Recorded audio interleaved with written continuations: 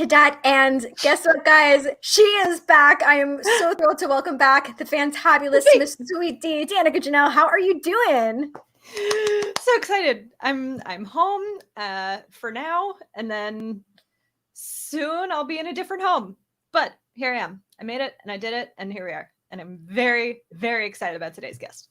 Well, same. Danica, do you want to introduce him? Oh, I suppose. So we are very, very thrilled and honored to be welcoming to the show Mr. Kyle Kinane. Woo! Hello. What's up? We're so excited. Thank you so much. Oh, you got me on a Saturday at noon. This is a rosy time to chat. Yes. Love it. Normally we do these shows on Tuesdays and Thursdays at nighttime, but anything for you, Kyle. We're excited to be here. Get out of here. I work nights, at comedy lifestyle. I got to work nights. So thanks for making time for me on a weekend. Well, likewise. Thanks for making time for us. Yes. And we have our water. Thanks to Kyle. He told us we should be hydrating. Very important. So we suggest you do the same. Grab your water and your snacks. And all right, I guess just to start, Kyle. So we have a mutual friend. He's actually been on the show before as well. WWE superstar Dolph Ziggler. And I messaged him and I was like, we have Kyle Kinane tomorrow. Is there anything specific that you want me to ask? And he's like, oh, you have to see this video when we promoted one of his upcoming tours. And I guess it was from 2015. So I want to know, what was your experience like working with Dolph Ziggler? That was fun because I was like, and forgive me, not a massive wrestling guy. Just, there's only so many things you can like in the world. I'm sure if I got into it, I'd get into it. I just have a very small microcosm of interests. But so I was going to make this video, and DJ Doug Pound, I don't know if you know DJ Doug Pound at all. He helped out with it. And then Dolph just like, yeah, I'll do this video. And then I look, I'm like, oh, this guy's like a major wrestling superstar, and he just wants to goof off for an afternoon and make a fake like a wrestling promo, but me just looking schlubby with no shirt on. Like, yeah, I'm like, I was trying to like be hyped up as a wrestler. And he's like, he was jumping in there with all the hurrahs and everything, and I'm just all schlumped about. He was great. He was like a super sweet dude. Yeah, I think it's actually the best promo he's ever cut. I think he did a great job. And, now he's kind of like 50% wrestler, 50% comedy. Like, so he's been doing a lot of stuff. It's been really cool to see him grow in the field. I like that. I do like seeing people enter comedy with a knowledge and a respect for it. And that's what I was like I seen like the wrestling. That's like seems like a logical crossover of like, it's performance. You're playing this character, and then maybe some days you just don't also want to fall 20 feet onto your elbows and knees. I just want to tell the jokes part of the character, and I welcome that. I do welcome that into comedy. Like let's take it easy on the joints, fellas. Get in here, come on. I know. Ouch! It's painful thinking about it, but also I believe you were also on a podcast with Colt Cabana. Yeah, I know Colt. Yeah, Colt's a Chicago fella. Yeah, he is a big time wrestling guy too. So I feel like, you might have more connections to wrestling than you think, Kyle Kinane. I think I saw it on Twitter. All of a sudden, like the wrestlers were doing this crossover. I was like, mutual respect and appreciation there. Like I said, it didn't grow up as a fan with wrestling, but to see it as an adult now and like, this is badass. Because I still watch skateboarding and BMX and all that stuff, and I look at it as the same kind of thing. It's like it's a performance. It's very tough on the body, but it's not the competition was lost on me as a kid with like sports, because like I'm short and uncoordinated, and like sports. Yeah, sports were always unfair to me, so I didn't care about team sports. But then like, skateboarding, I could just be bad at this by myself in a parking lot alone. Yeah. How wild is it, like seeing Tony Hawk on this new platform at the Olympics? Like, skateboarding's in the Olympics. Skateboarding's in the Olympics, BMX is in the Olympics. I mean, honestly, if you can like cross country ski and shoot stuff at the same time, why not have a skateboarder in there? It's just as athletic. I mean, that's a big joke about like, trying to find ones that'll pass a drug test, but Yeah. You're trying to take the sport outside of the culture. The sport is part of the culture. And I think also weed is part of that culture. You're trying to extract one little element from the culture to make an Olympic sport. It's like, it's kind of a whole lifestyle. It's not like these hyper-trained athletes like, no, I just eat 5 raw eggs and I snort protein powder and then I train 30 hours a day. That's not scientifically possible, but that's what I do. And then I shoot my own blood back into my body at different altitudes. It's like, nah, we just kind of drank a 40, fucked around with some kick flips for a minute. Like, Olympics? All right, sure, man, whatever. That's the best perspective I've heard yet. All right, here's a sort of roundabout way of sort of coming back to this, but to get back to sort of this idea of the with the wrestling stuff, they get the chance to sometimes pick their own music when they get introed and when they like come up on stage, and sometimes comedians get to do that, but usually it's just like, and here's this person and this song. So if you had to pick a theme song to describe where your life is right now to be introed onto a stage with, what song would you choose? I had in the past I did a Netflix half hour and my intro song was Man, I Feel Like a Woman by Shania Twain. Classic. Because that song, I mean, take the meaning, like don't take the literal meaning of the lyrics, but just like that song. And now there's a meme out there about somebody like every time Shania is like, let's go girls, like makes me want to kick down a wall. I'm like, yeah, that's why I picked that song 3 or 4 years ago, is because it gets me pumped. Forget about like the literal meaning of the lyrics. The way it's composed gets me ready to rock. So good job, Shania. Yeah. To think about a song just to introduce, like for what, to like just go grocery shopping or something, or just in life. Ooh, okay, that's even better. Yeah, that's the beauty of AirPods, is you just get to soundtrack. Nobody knows, like you're just in the produce section, but you're listening to like whatever, Flight of the Valkyrie or something. Nobody has to know that that's how you view yourself when you're trying to pick out bananas. I love that you said that, because that is actually one of the WWE Superstars theme songs is Flight of the Valkyrie. So. Okay, all right. Daniel Bryan. So I see you, Kyle. Yes. Connection. and a full circle around too. I went in CM Punk takes Living Color, takes Cult of Personality, one of the greatest hard rock songs of all time is Cult of Personality. And then I didn't know CM Punk, like I met him, he helped me out with a sketch for an opening for another one of my shows. When I was in Chicago. He just happened to be there. He's like, yeah, I'll come by. We had probably gone to the same all ages punk shows in Chicago at the same time without knowing each other. We're about the same age and we came up in the same scene. So we were probably both 16-year-old idiots moshing around to like an 88 Fingers Louie show or something. Oh, hell yeah. Yeah. Heart. Yeah.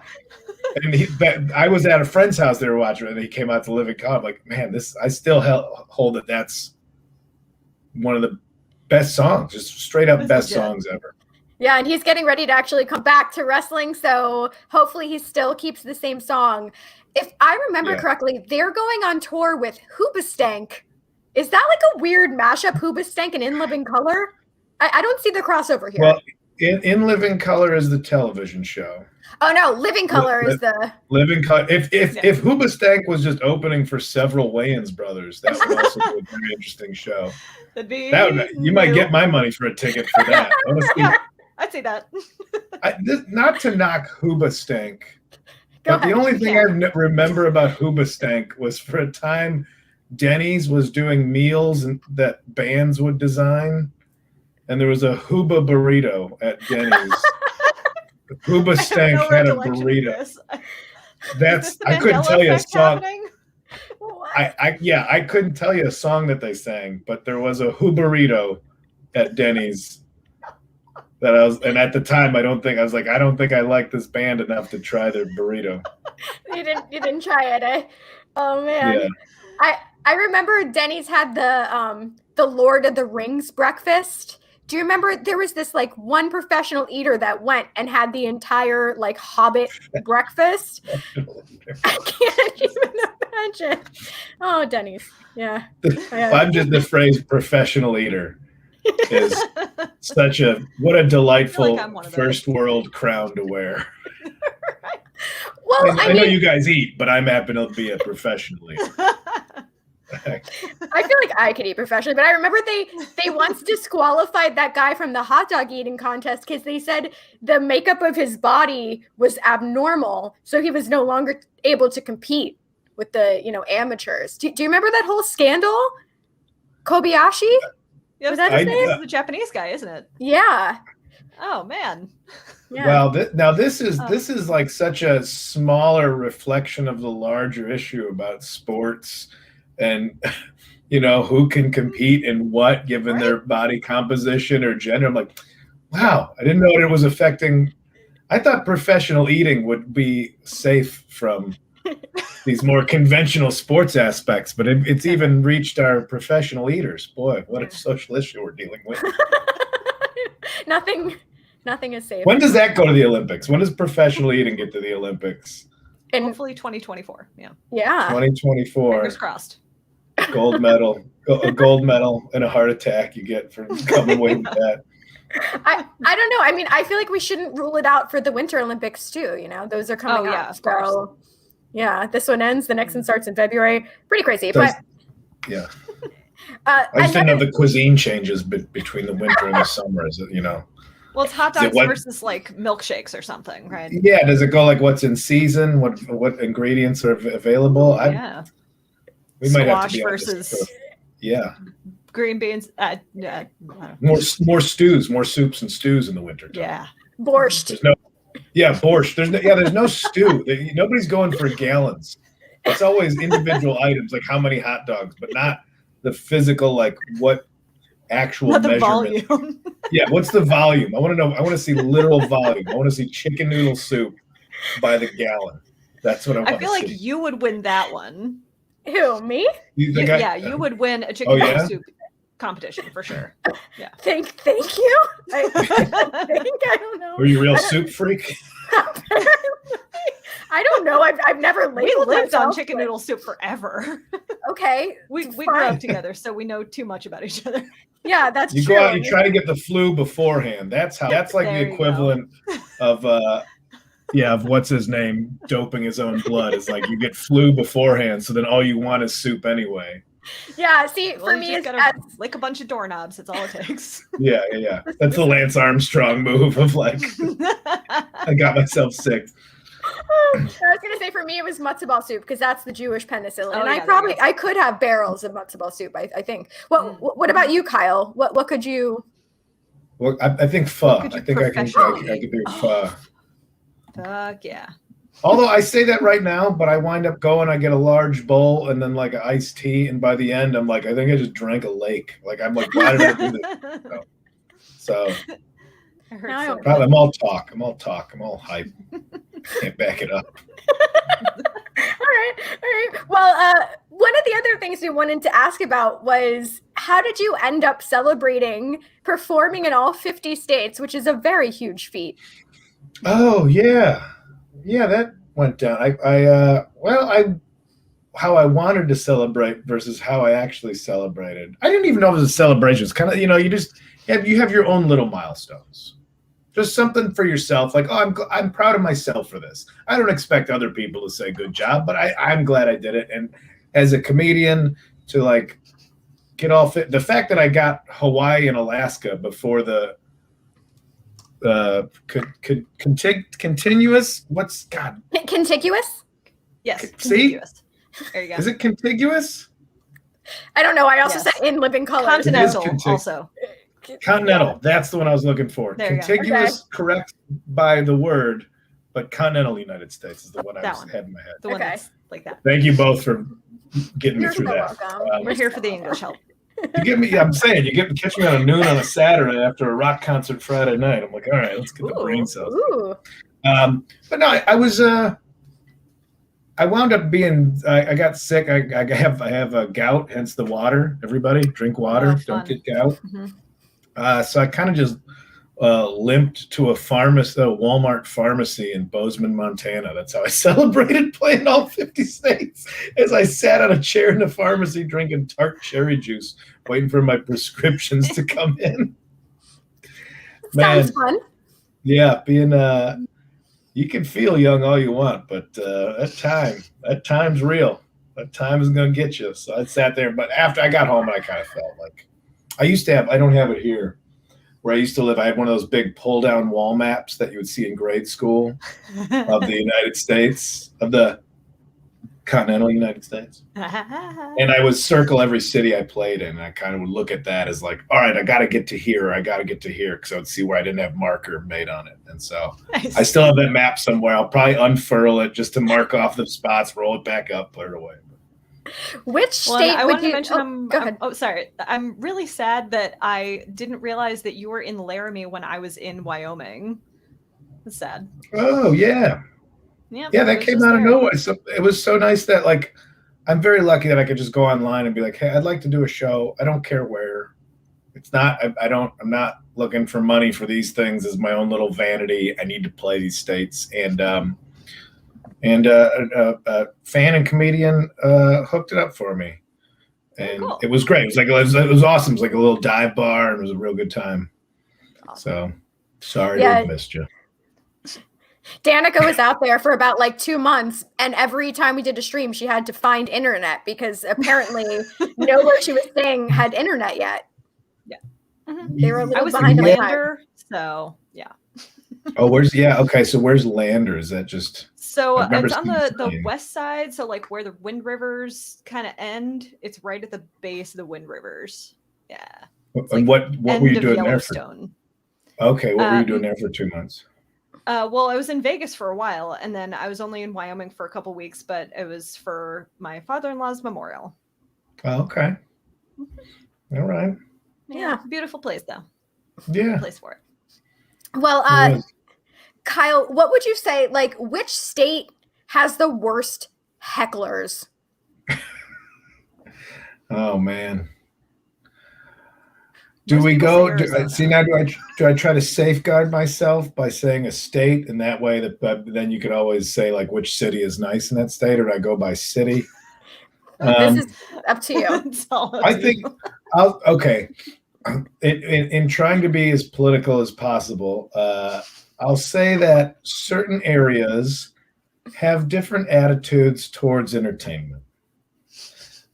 Certain areas, like some places would love to sit at a comedy show and watch it and laugh when they feel inspired. In other places, there's a comedy show tonight. We should probably start drinking at breakfast. And then when we get there, be so blackout drunk that we won't even know if we're being kicked out or not. And it sounds like you're describing Boston. Every state has both of those, that yin and yang, depending on the city. Some cities are more one than other. Phoenix, Arizona. Some are. Everybody brings that up. You're not alone, apparently. So. Phoenix, they have different priorities in that city. That is like everybody dresses like they're going to the AVN Awards. Just the whole day. Like, stop being sexy. I'm just trying to get lunch. This is a Jimmy John's. Calm down. But that's the priority there. That's that lifestyle. I'm the visitor. Right. It's also really hot. It's hot. They need to just wear the pasties, maybe. I don't know. I guess I would think a glued on item would be more uncomfortable in that heat. I would go linens, I would go, but that's a little shapeless. It doesn't flatter the form as much. So I would go much more Tommy Bahama with it. Single handkerchief. Yeah. Like we used to do in the 90s. That one. But every city has its neighborhood. If it's a big enough city, has the neighborhood of like, oh, this is where these people hang out. This is where these kind of people hang out. So I've learned to not be such a loudmouth about my opinions about places, because eventually I'll have to go back to those places to earn a living. Phoenix, Arizona. And I will. But also, I don't know. I mean, okay, you're in Miami. I'm playing Miami for the first time. And it's just because Miami doesn't seem like a place that maybe my style of stand-up comedy would vibe with. Not in a bad way, but Miami's like outside and nightclub and like beaches and all that. And I'm just like pale, cold, beer fat, sad about myself comedy. And it might not blend with what attracts people living in Miami, but that's not the fault of the place. It's Miami. What, are you going to go there and be a sad emo kid? No, I don't know how. How do you be a sad emo kid inside in Miami? Well, I think it's November 30th. Yeah. November 30th, you're playing at Gramps. I think it's like, I think Miami's going to just like, I think you're going to thrive. I think the comedy in Miami, especially where the comedy clubs are, they're not in like the South Beach areas. They're in Doral. Like you're going to Doral for an improv, and now we have one in like Dania Point. And Gramps is in a really cool, thriving area called Wynwood. I think you're going to really, really going to enjoy it. District. So it's a pretty cool little neighborhood. Yeah. I'm excited. I've never been. I drove through Miami once when I was 18 or 19 on the way to the Florida Keys, like road trip with my buddies. And that was the only time, and it was an odd experience. There was, I think we bought like we had like a pound of weed. We really thought we were going to smoke that much marijuana on a week-long road trip. And basically we just carried a felony amount of marijuana from Chicago down to the Florida Keys, where you should be buying it, not taking it to. I mean, yeah. Yeah, we took our garbage weed, our ditch weed from Chicago down to the Keys, and then drove most of it back because there was not a chance we were going to smoke that much. Oh my god, that should be like try hard enough. That should be part of the Olympic sport. So before you have to eat, you get to smoke like a comical amount of weed first, or is that doping? It's quite literally doping, and I think it's training. I think if you're a professional here, I think it's called training. That's resistance training. As you get stoned and you don't eat, you see how much you can deny yourself. It's the anti-sport. I love it. Yeah. Jude wants to know, what's the greatest roadside attraction you've come across on the continental U.S.? Oh boy, what have I seen? Like, I mean, there's always like the big chair or ball of twine type shit, and sadly, but you know what? Sadly, I think not to sound like the old man, like the internet's ruined kind of the magic of discovering things because you could just look at it. I did go see a giant meteor crater. Was it Arizona or New Mexico? A couple months ago, I was just out for like on that 7-week trip that I was on. I was like, yeah, I'll go see a big meteor crater. And it's when you realize it's on private land, so they've clearly created this whole way so you can't just look at it. There's a hole in the desert, but somebody owns it. And so there's a fence. So you got to pay $20 to look at the hole in the desert. And you got to walk through this maze of touristy bullshit to get to the hole in the desert. And then you finally, like, you see the hole. You're like, it's just a hole. Aww. It wasn't. You know what makes me? I love the Mars Cheese Castle. Give me that Mars Cheese Castle just north of the Illinois border. It's the Mars Cheese Castle. It's not made of cheese, but it's a castle that sells all kinds of cheese. I'm in. It's it's Wisconsin, so it's hard to avoid a cheese-based item. Yes. Oh yes. I like it when people are like, we know what we're known for. We're going to lean into it. But that's more nostalgia. Just feel at home, like, I haven't taken a trip up to Wisconsin in a while. Mars Cheese Castle. I throw it a salute. You don't salute buildings, but I do for the Cheese Castle. I would salute Cheese Castle. Sounds appropriate. What's the perfect type of cheese for noon on a Saturday with some ice cold water? I'll tell you what I just had for breakfast. I just had Triscuits, and it was like a buffalo sauce and a buffalo sauce infused spicy cheddar cheese that I had. Yeah. That sounds amazing. Yeah. It wasn't like I need this for breakfast. I was just like on the fly trying to eat. We're about to go on a little trip. So You know when you got to eat the last like what groceries are laying around, so you start having real weird snacks before a vacation. That's the mode. That's the mode we're in around here. So it's like you're on an episode of Chopped. And then mustard. Yeah. I don't know. Are we dipping these carrots in mayonnaise? I guess we are. Okay, why not? Hey, I'm into it. All right, we got a couple more questions, and then we're gonna go into our game. Okay, this one's. Oh, there's a game. Oh, there's a game. There's a game. There's a game. Okay, so there is sadly only one Blockbuster left. I think it is in Bend, Oregon. And if you had the opportunity to save one film, let's say after this place goes extinct and then all the movies go with it. If you can save one film, what film would you choose to save? Any film. In a world where we wouldn't be able to watch it otherwise? Only if you save it. Okay. Because I'm like, there's Netflix. Like all the movies are there. Yeah. Okay. If I had to say, so basically what movie should live in perpetuity, according to myself? Well, now that's a tough question because is it my favorite movie or is it a movie that I view as being important to humanity?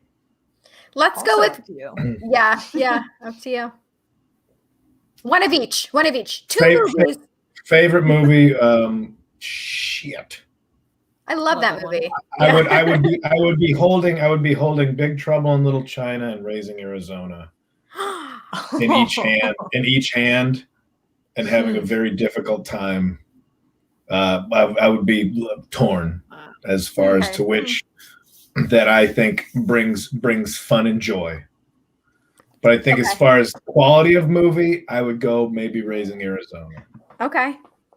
Because you got to think in terms of like, if that's going to be saved, this is what's going to inform future filmmakers to revive the whole art form. What's the last bit that's going to make people go, oh, we should make movies like this? Yeah, and Nicolas Cage, right? Cage before he went full nutty. Yeah. 80s Cage where he's kind of hanging on. Yeah. Pre-Face. Was Face Off the turning point? I would say so. Con Air and Face Off, like they kind of blend together for me because he did both of them essentially at the same time. Yeah. So, which just goes to show you how much of a genius he is. Well, I think this new era of Nicolas Cage saying yes to everything and directors just like telling him, just do your Nicolas Cage thing. And he does it. I kind of like where we're at with that. Okay. He has he owns a pyramid in a cemetery in New Orleans, right? Of course he does. That doesn't surprise me at all. He bought a cemetery plot. It's a pyramid and it's got like some Superman Latin on it or something. He probably also owns the meteor. Yeah. He does have weird stuff. He does own. I think he owns a dinosaur skull or something. He's got. You can. Yeah, I don't know about where he is with his mental health, and I don't want to encourage like unwell people to be more unwell for other people's entertainment. But if he's doing okay, he did steal it. June, he did steal it, but he had to steal it.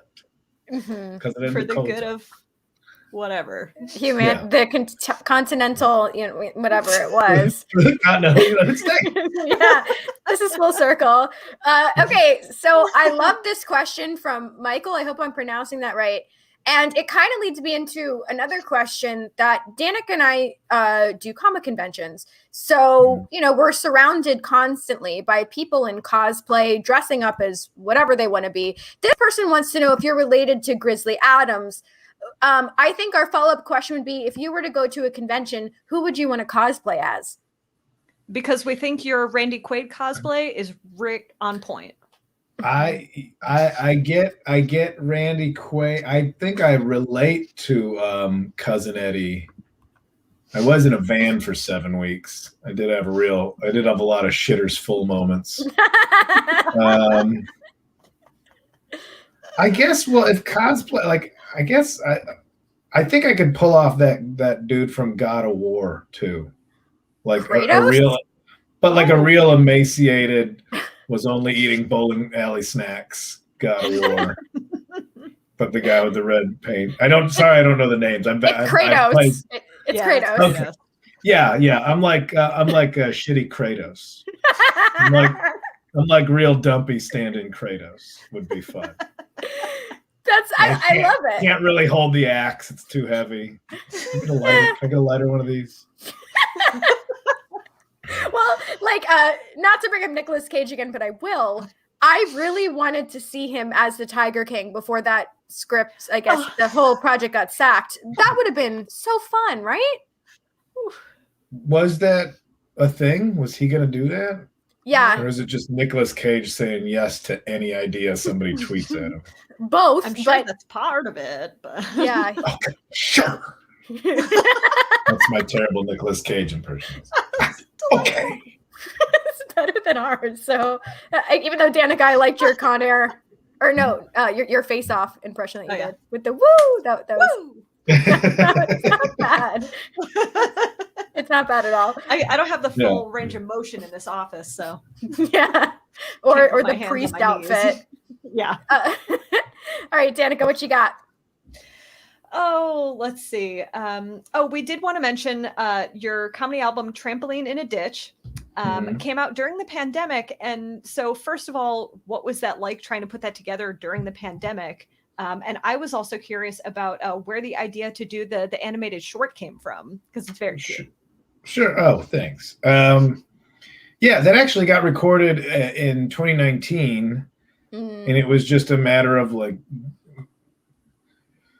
nothing can just be done linear with showbiz stuff. It can't just be like, I want to make this and I want to put it out. It's always got to go through this channel and that channel and this and that. So that's why it took so long to come out.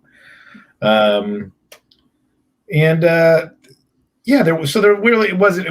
was recorded and ready to go. It was getting artwork and everything together. That just took a little too long. So that's why it came out in pandemic. I was like, well, maybe people are stuck at home. There's something to listen to. Maybe it'll help. Maybe it'll hurt. I don't know if it's because it's audio only. So usually audio, you kind of rely, or podcast too, you really relied on people commuting. I didn't think of that at the time. That's where people consume this stuff the most, is sitting in their cars or sitting on the train on a commute for like podcasts, comedy albums. But the animated part, I just wanted to do something different. Like, nobody needs this face. Like, how many guys just look like this? Or like, at least in like the this. animated like short, a more, all of them. But yeah, exactly. Yeah, how many like bearded white dudes need to be talking into microphones? Like, even myself, I don't need to see it anymore. I don't even have mirrors. So I was like, let's do some animated, and we can do like fun stuff with it too. And I just I told the animators, I'm like, I'm giving you no direction. So you take what you think would be fun visually, as long as it's not literal. As long as it's not literal of just an animated guy standing on stage. I'm like, that's what I'm trying to avoid in the first place. Go crazy. You're animators. You do like, you make yourself happy with what you're drawing instead of somebody over your shoulder. I want it to look like this. I want it to look like that. That's what I've done with like album art, animation. I've always had people that I respect in those fields to go nuts. I'm not an animator. I'm not a visual artist. That's why I want them to do it, because I trust them and their instincts. So, and that's how that came out. And I was like, oh man, it'd be really cool if I get somebody to like, maybe I'll get this done. And if they want to pay for a whole animated special, I thought that would be a great idea, and nobody wanted it. But congratulations to Tig for having her new animated comedy special on HBO this month. Hey, Tig's great. That's not a knock on Tig, but I'm just like, an animated comedy special. I'm like, oh, what a good idea, man. I love Tig. I will say, for anybody who hasn't seen the animated short, definitely check it out. It is very, very fun. Thank you. Yeah, and that's because that Meester was the animation company, and all the weird stuff that was all their idea. My only involvement was like, I'm the one who told the joke. So all the weird visual stuff that they came up with, that was all them. And I was like, this is what I want. Awesome. Yeah. Well, okay. So I guess before we get into the game, something to piggyback off that, obviously you're incredibly successful in your fields, but What job do you think you would be terrible at? All the ones I've had before this. Every job I've ever had. I got fired from delivering like decorative cookies. That was the first job I had when I moved to LA, was like delivering like the baskets of cookies, and I got fired because I was late all the time. Because I'm like, I'd have my car filled with baskets of like cookies that are shaped like bears that are sick because somebody's in the hospital. I'm like, nobody needs this right away. But I've just moved to LA, so I was seeing all the sights. So me and these cookies, blame it on LA traffic. Yeah, it was traffic. I didn't know where I was going anyway. I'm like, I gotta see Venice Beach. I gotta see the Hollywood sign. So me and all these cookies went sightseeing. They had appreciate it. Yeah. I mean, they still got there, but what job would I be bad at? I think I always avoided like customer service jobs in high school. I was always terrified. Like I truly think the bravest thing as a high school kid was to like work at McDonald's or something, especially in the town that you're from. So you had to see people you knew, and they'd come in there. And now your employments, you have to like, oh, how can I help you? You have to say that to somebody who's a dick to you all day in school. And then at night, you have to be like, oh, what can I get you some with that? That was a level of bravery that I still cannot fathom. So I think I would have been bad at that job. But also all jobs. I'd be bad at all jobs. Like the comedy worked out, and that's great, but it was also a necessity. It's not like I sacrificed, but I'm so close to passing the bar. Like, no, that's not. I went to 3 colleges. It took me 7.5 years to get a bachelor's degree. I only worked in warehouses because like move this box from here to there. I'm like, got it. I could do that. That you're good at. Good. Yeah, there you go. I was passable at it. They're like, now you're going to use a forklift. I crashed a forklift. Who hasn't? So, I mean, yeah. Yeah. Who does? That's how you learn. You don't crack 2 eggs. I'm sure I would if I tried, but yeah. Got to break a few OSHA laws. Yeah. Just the one time though. Yeah, oh, man. Got to cause a few $100,000 worth of damage every once in a while. Make an omelet. That's how you learn. Yeah. Danica, I'm trying to think if we had any like unusual. What did we do out of high school? I fucking work customer service. Where at? With like a. People. Oh, let's see. I started at Bath and Body Works, and then I did Cold Stone. And then. So you did like Cold Stone. You had to chop up the ice cream too, right? And fucking sing for tips. Oh god damn! You should have a medal. You should get a medal for those jobs. You. Yes. And then for the last many years after that, I also did more customer service and like reception, and like I'm really good at it, but my god, does it suck. People who have never worked customer service, you have no idea how awful you are as a person. Everybody should be on the receiving end of that, because the ability to compartmentalize anger at someone, I don't have, like road rage, all this stuff. I'm just like, I'm probably going to get shot at while driving a car. I don't have enough middle fingers to throw around everywhere. Yeah, which one? Thumbs up from now on. I always do thumbs up because sarcasm is my only weapon. I was doing that one for a while because I'm like, at least it's not directly aggressive. So they have to question why they think I'm mad. I'm like, you're going to love Miami. Oh, you're going to love it here. Oh, I'm starting. The tour starts in Miami too. That's where I gotta get. Oh, we're gonna have a blast.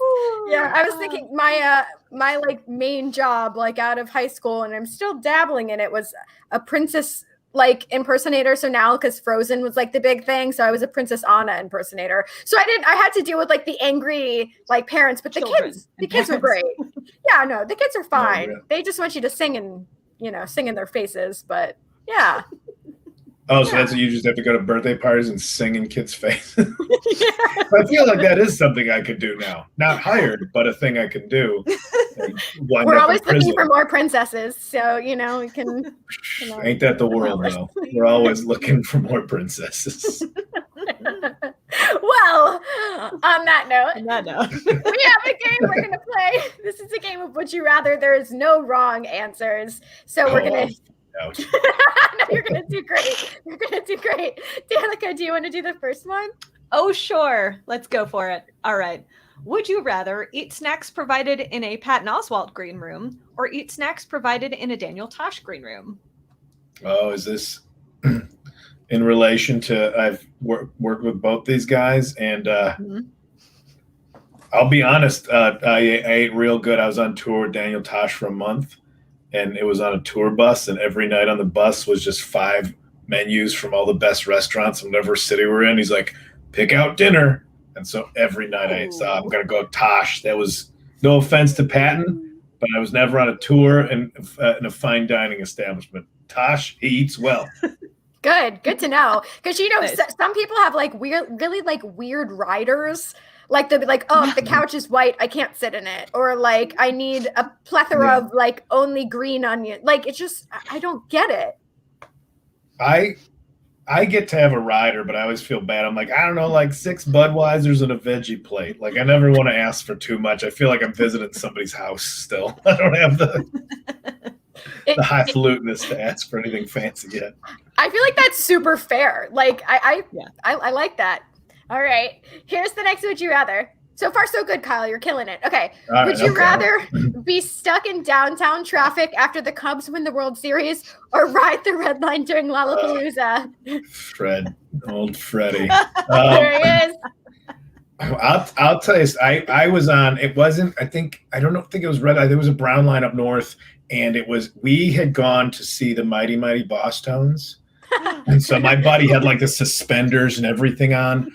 But there's 2 venues. There's the Riviera and there's the Aragon. They're across the street from each other. Yes. And this was the early days of Ozfest when it was still just at a single location. So we were all on the train with like suspenders and shit, and all the dudes from Ozfest were also on the train. We're like, we're gonna die tonight. We're gonna die wearing bow tie. We're gonna die looking like singing waiters.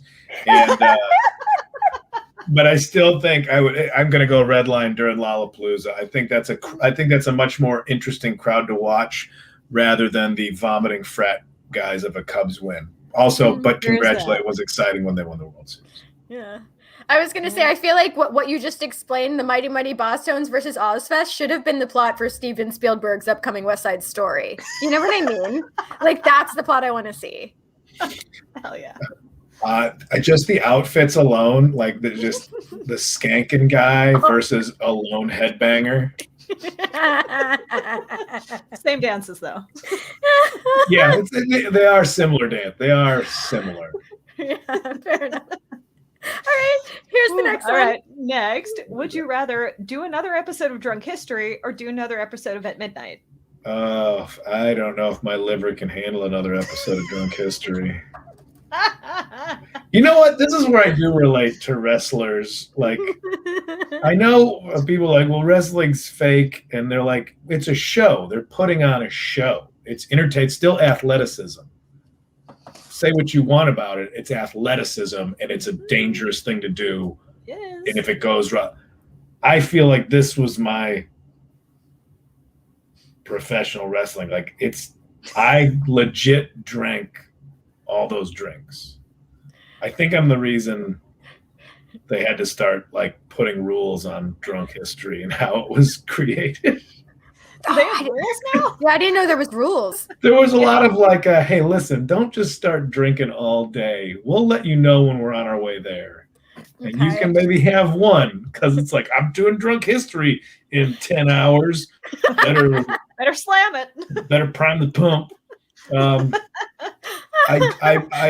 I really miss At Midnight. I thought At Midnight was a great showcase for stand-ups that people maybe didn't know, to just every night, like, who's this guy? Who's that person? They're funny.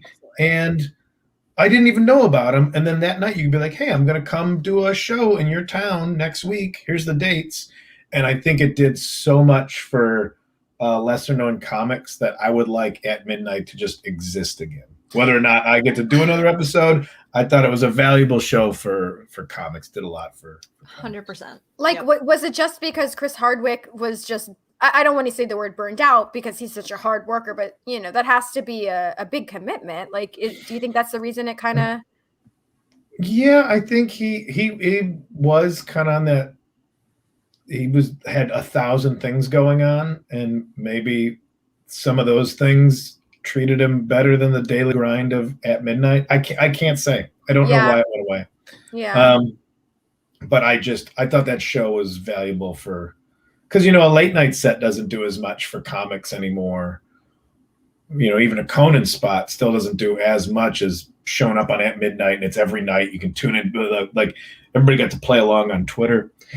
So as much, also Drunk History did help, but it maybe in a negative way, because people are like, we're going to buy you a half a bottle of tequila to drink right now. I'm like, I'm not going to do that with you. I'm trying to live. I gotta do this again tomorrow night. This is your Friday. This is just my regular night of the week. I'm at work tonight. Oh man. Well, here's hoping At Midnight makes a triumphant return. Putting it out there in the universe. You never know. All right. Here's the next one. Would you rather play Panama with Van Halen, we'll say in their prime, or play Kickstart My Heart with Motley Crue, once again, in their prime? 2 songs that I can fart my way through on guitar just barely. This one's tough. And we're talking in their prime. Now, Kickstart My Heart did come along. That's Dr. Feelgood. That's sober Motley Crue. Is Dr. Feelgood Motley Crue's prime, or are we going back to Theater of Pain? What are we calling prime? Theater of Pain. Theater of Pain, I think. I think that's the pinnacle, yeah. So the song Kickstart My Heart wouldn't have existed in that time, because that was about Nikki Sixx being revived, I think, twice in a week. I just finished reading his autobiography, The Heroin Diaries. I'm going to say... You didn't say what I'm playing. Okay, you can pick. Am I just playing chess with Panama era Van Halen? You're the new Queen's Gambit. Yes, guitar.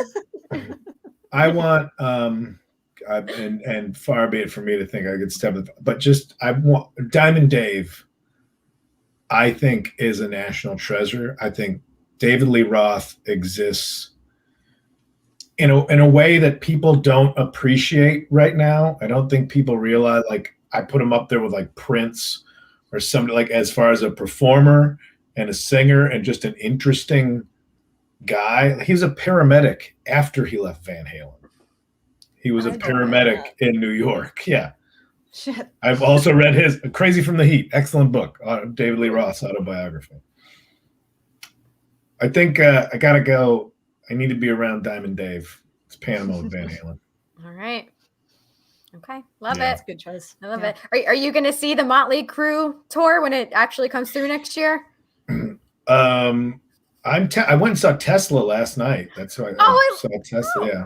Oh, that's amazing. Yeah. And they were great. I was a little worried about how he was going to sound. I like that kind of singing style. It's hard to maintain for that many years. It sounded great. Tesla. 2021. Sounded awesome. Go see him. Vince Neil, on the other hand, I don't know. He might gargle some Miracle Whip, buddy. Let's smooth out those pipes. I think weird enough, Tommy Lee just DJ'd in the suburb that I'm from. He just did a DJ night in Lombard, Illinois. Well, the next town over, but Lombard, Illinois. My friend's like, yeah, he's DJing at the Brower House. I'm like, all right, well. That's cool. To each their own. I don't know what Tommy Lee's DJ set's like, but. Okay. We'll have to find out. Scratching records with that big crank of his. Right. Sorry. I don't know what rating the show is. It's noon on a Saturday. Nope. There's no rules here. You're good. All right. Here's the next one, Danica. Ooh, all right. Would you rather celebrity box against Doug Benson or celebrity box against Mark Maron? I feel like I could take both of them. Mm-hmm.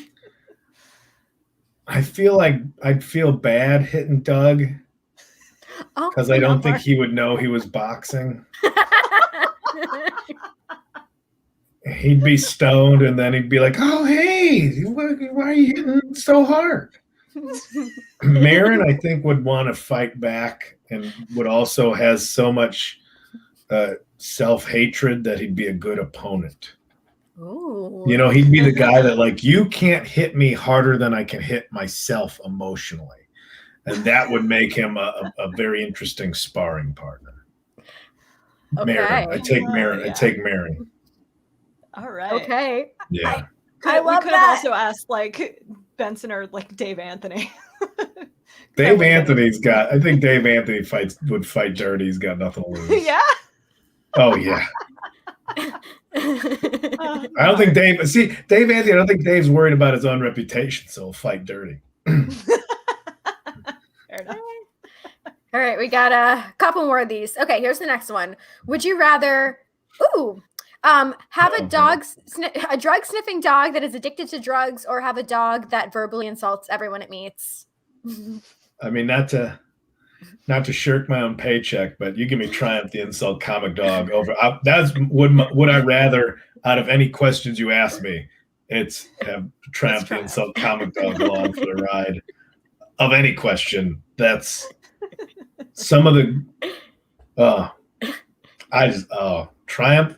Even the early one of him at the Star Wars premiere, I was like, this is the greatest thing I've ever seen. It's my favorite. Yeah, this will be the high watermark of on the fly insult comedy for anything to come, and I still put it up there. So it still holds up. One of these buttons calls your mom to pick her up. yeah. No Jedi's like filet-o-fish.